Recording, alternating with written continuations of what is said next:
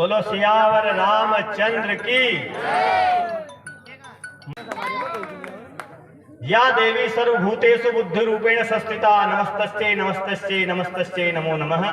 माँ वाग्वाकेश्वरी से यही आशीर्वाद लेते हैं। और आप सभी महानुभावों से हमारे पर मेरे को एक समझ में नहीं आ रही, उधर वाले क्या पत्नी पीड़ित बैठे क्या सारे?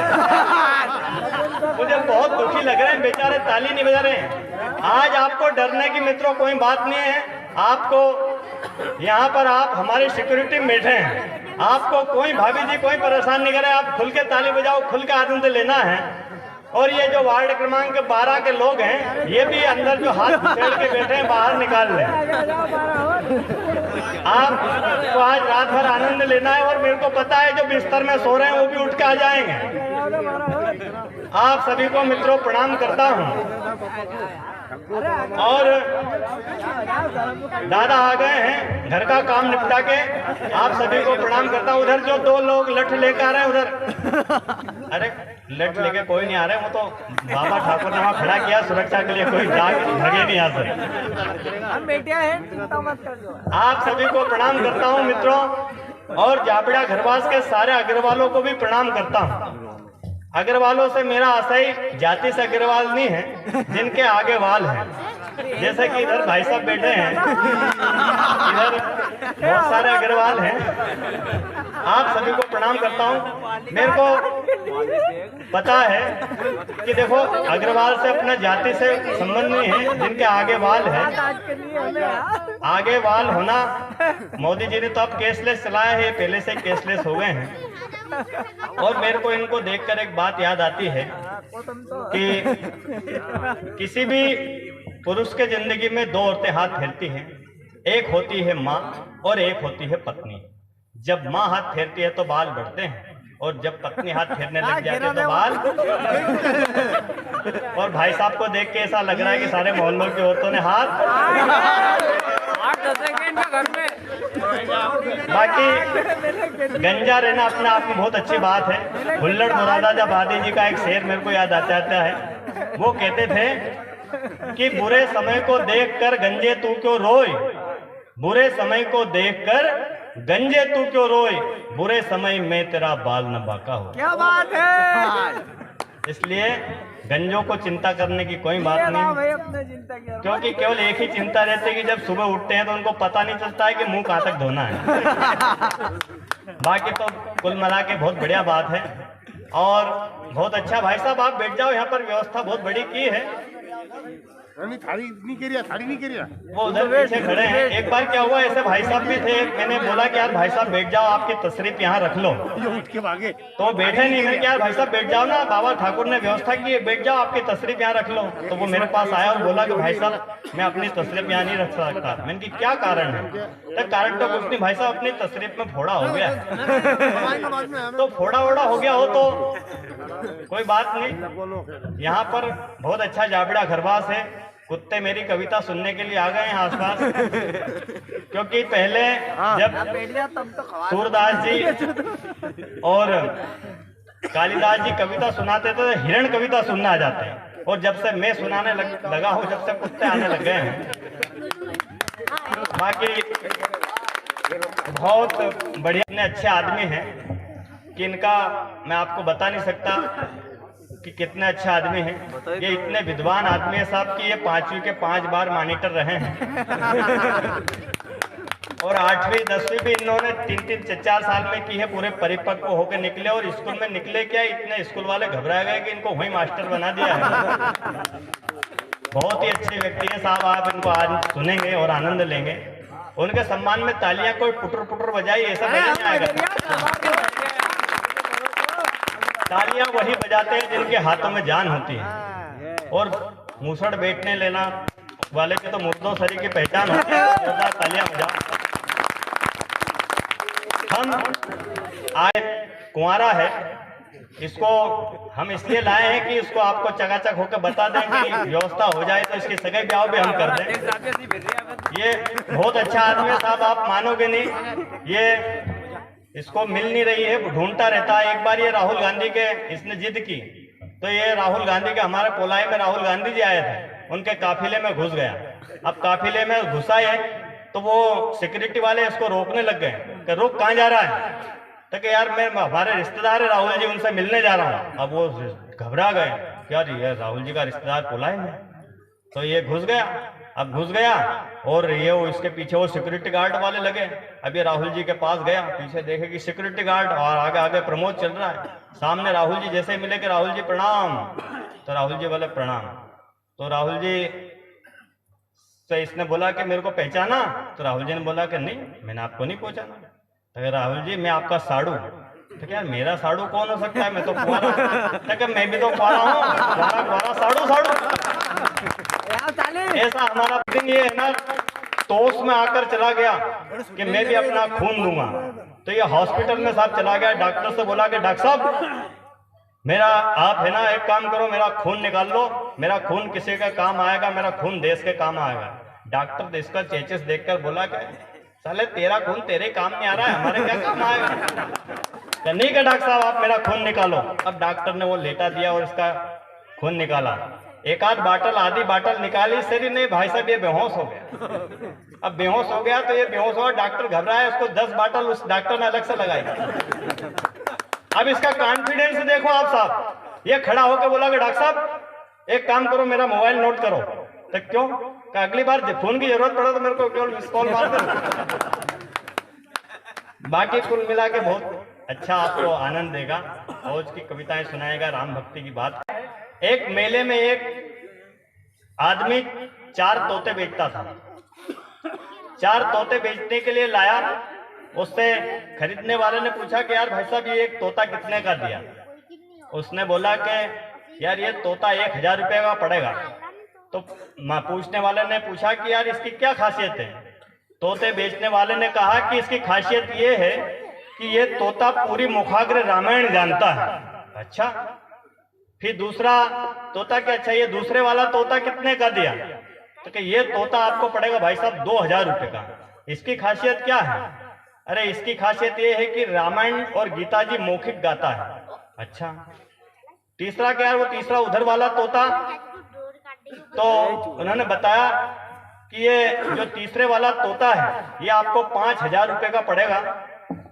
इसकी क्या खासियत है? इसकी खासियत ये है कि ये रामायण, महाभारत और गीता जी तीनों मुखाग्र जबानी इसको याद है और ये पढ़ देता है। फिर बताया कि यार वो आपने उधर कोने में जो जाली में रखा है उस तोते की क्या कीमत है?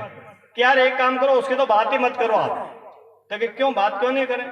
तो वो आपकी खरीदी से बाहर है, तो उसकी खरीदी हमारी की क्या कीमत तो बताओ। कि आपको ये पड़ेगा 10,000 रुपये का। तो 10,000 रुपये पड़ेगा, तो इसकी खासियत क्या है? ठीक है, खासियत तो हम कुछ नहीं जानते, पर ये जो जितने तीनों तोते हैं ना, इसको अपना बॉस कहते हैं, इसको अपना उस्ताद। जोरदार ताली बजा दो यार, सीटी मत बजाओ यार, ताली बजाओ। ये क्या मेरे पे लाइन मार रहा है? लाइन मारने की जगह बाकी बहुत शानदार हमारे प्रहलाद भाई साहब हैं। आप मानोगे नहीं, हमारे प्रहलाद भाई साहब तो आपको दिन भर सुना सकते हैं। बच्चे बैठ जाओ यार, ये बच्चे बहुत यार तकलीफ दे रहे हैं। आप शांत बैठो यार। हमारे ऐसे ही एक बच्चा, कल एक कवि सम्मेलन में थे, तो बच्चा इधर से उधर पेंट में हाथ घुसेड़ के इधर से उधर घूमे। मैंने कहा यार बच्चे बैठ जाए यार, तेरे को चैन नहीं है क्या? वो बोला कि यार भाई कवि महोदय मेरे पास चेन तो है पर वो खुल नहीं रही। तो ऐसे खुलने पर आराम से बैठोगे। बच्चे बहुत शरारती होते साहब, मैं जानता हूँ बहुत। एक बच्चे से मैंने पूछ लिया कि बच्चे खड़ा हो, बता रामनवमी क्यों मनाई जाती है? अब उसका जवाब सुनना। वो खड़ा होकर बोला कि साहब रामनवमी इसलिए मनाई जाती है कि भगवान राम उस दिन 8वीं पास करके 9वीं में आ गए थे। बच्चे ऐसे होते हैं, बहुत खतरनाक बच्चे हैं साहब। हमारे स्कूल में क्या है कि हमारे बच्चों को, मेरे बच्चों को बताया कि बच्चे जब गाय का निबंध आए तो उसमें लिखा ना कि गाय एक उपयोगी पशु है। गाय के 2 सींग होते हैं, 4 टांग होती है, पूंछ होती है। गाय काली, हरी, चितकबरी गाय होती है, सफेद गाय होती है, और गाय 2 किलो दूध देती है। बच्चा सीख गया। उसने बोला कि पापा यदि गाय के अलावा दूसरे जानवर पर आ गया तो? मैंने कि बेटा कुछ जरूरत नहीं है कुछ करने की, एक काम करना, बस गाय की जगह पे उस जानवर का नाम चिपका देना जिसमें तेरा निबंध बन जाए। अब आप मानोगे नहीं भैया, वो बच्चा मेरा है, आप देख लेना। अब वो बच्चा जो परीक्षा दे के आ गया, मैंने पूछा बच्चा क्या दे के आ गया?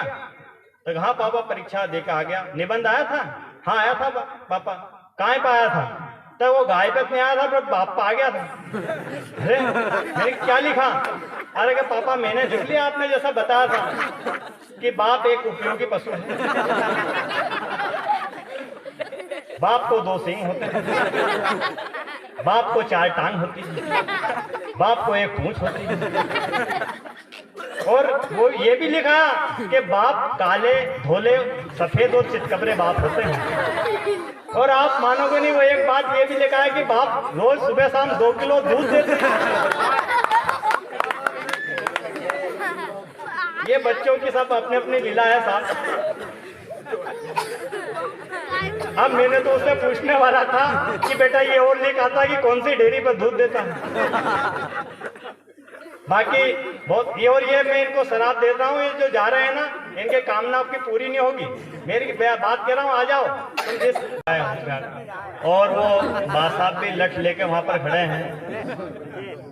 बा साहब आप जिनको ढूंढ रहे हैं वो आज नहीं आई यहाँ पे।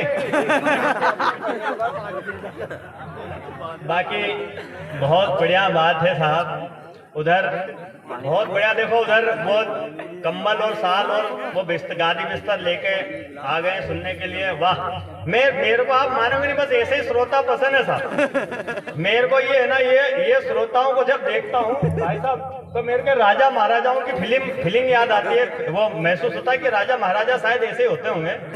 मतलब क्या है कि पहले का जमाना था जब राजा महाराजा ऐसे गद्दी पर बैठकर कविता सुनते थे और ऐसे हमारे जैसे कवि यहाँ नीचे बैठकर सुनाते थे। और अब राजा बदला गए साहब, हमारे जैसे कवि ऊपर बैठने लग गए और राजा महाराजा ऐसे बिल्कुल आराम से जमीन पर बैठकर गादी बिस्तर के साथ सुनते हैं। बहुत अच्छा, बहुत बढ़िया ये मोबाइल बज रहा है। बाकी बहुत बढ़िया बात है, मोबाइल पे भाभी जी का फोन आया होगा शायद, बोल दो कि आज हम कवि सम्मेलन सुन रहे हैं। बाकी प्रमोद जी ने कुल मिला के बहुत अच्छी कविता आपको सामने सुनाई। सिया राम मैं सब जग जानी, करहूं प्रणाम जोरी जुग पानी, मंगल भवन अमंगल हारी, द्रवंश दशरथ अजर बिहारी।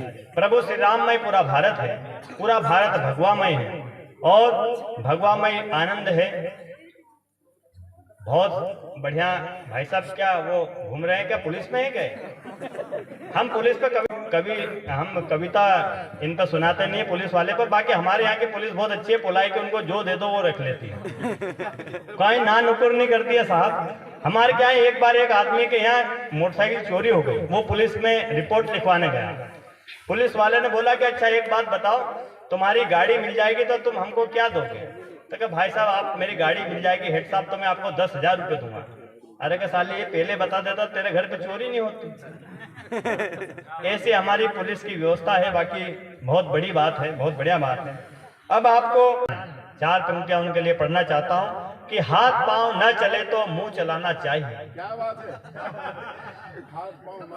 हाथ पांव न चले तो मुंह चलाना चाहिए, वरना यारो धूम दबाकर भाग जाना चाहिए। क्या बात है? बहुत बढ़िया। वरना यारो धूम दबाकर भाग जाना चाहिए। और राकेश भाई, राजनीति में घर चाहिए तुम्हें ऊंचा मुकाम, राजनीति में घर चाहिए तुम्हें ऊंचा मुकाम, तो लीडरों के आगे पीछे दुम हिलाना चाहिए। और वाहवाही से मियाँ वाहवाही से भैया ये पेट ना भर पाएगा, वाहवाही से भैया ये पेट ना भर पाएगा, काम धंधे में भी अपना मन लगाना चाहिए। हमारे ऐसे कवि, मुझे उनकी एक बात याद आती है उनके बारे में कि भैया एक क्या है कि एक आदमी की एक गांव में एक की पत्नी मर गई। अब पत्नी मर गई साहब, तो वो क्या है कि वो सुबह से सांझ हो गई रोए जाए। तो डॉक्टर साहब ने, हम उसके दाग में गए थे पत्नी के, डॉक्टर साहब ने बोला कि विनोद जाओ यार इसको समझाओ, सुबह से शाम हो गई, ये रोना बंद ही नहीं कर रहा है। अब भैया मैं गया, मैंने कहा यार भाई साहब एंटेना जी चुप हो जाओ यार, मतलब इनकी बात नहीं, वो इनके जैसा था। तो वो फिर भी रोए। तो वो बोला, यार विनोद, बात ये नहीं है, मेरे को रोना इस बात का आ रहा है, जब मेरी माँ मरी तो मोहल्ले की सारी औरतें मेरे पास आई और मेरे सिर पर हाथ रख के बोले कि बेटा चुप हो जा, हम तेरी आज से माँ हैं। जब मेरा बाप मरा तो मोहल्ले के 3-4 डोकरे मेरे पास आए, मेरे सिर पे हाथ रख के बोला कि बेटा चुप हो जा, आज से हम तेरे बाप हैं। अरे मेरी पत्नी मरी तो सुबह से शाम हो गई। जोरदार इन तालियों के साथ मैं बुलाना चाहता हूं। सूरज उगेगा और ढलता रहेगा, समय का पहिया यूं ही चलता रहेगा, फिर हम मिलेंगे, फिर तुम मिलोगे, फिर ये कारवां यूं ही बढ़ता रहेगा। और